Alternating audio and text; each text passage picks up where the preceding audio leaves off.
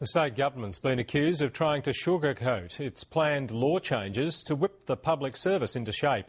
The Premier claims her proposal's about getting better value for money, but figures from the State Service Commissioner show the government's been turning a blind eye to underperforming public servants for years. It's been 24 hours since the Premier outlined how she intends to slash the size of the public service. The changes include amending the State Service Act to allow underperforming workers to be sacked. This is a political strategy and not an economic one. ABC News has obtained a draft copy of the amendments being proposed, but the bill doesn't say how long public servants will be given to lift their game before they're fired.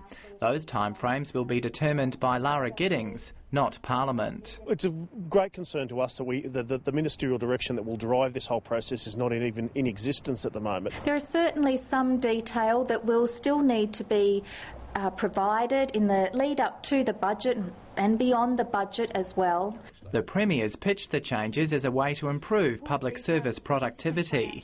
Unions don't see it that way. Presumably they will use the parts that they want to use to terminate people, but the rest of it, managing for good performance, I think we can take that with a grain of salt.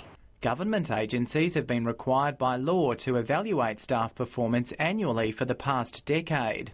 But in the last financial year, only a third of Tasmania's 30,000 public servants were formally assessed. It shows that there has been a lack of commitment by the heads of agencies and by the government to ensure that performance reviews are undertaken. This government has had 13 years to make sure that our public service is operating effectively and efficiently.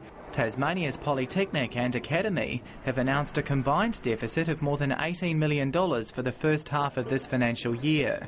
But the government says both institutions are still financially viable. Both entities have come away from statutory authorities and they're now part of the Department of Education. This puts even further pressure, both on schools and teacher numbers. The Polytechnic operated at a deficit of $46 million over its life. Brad Markham, ABC News.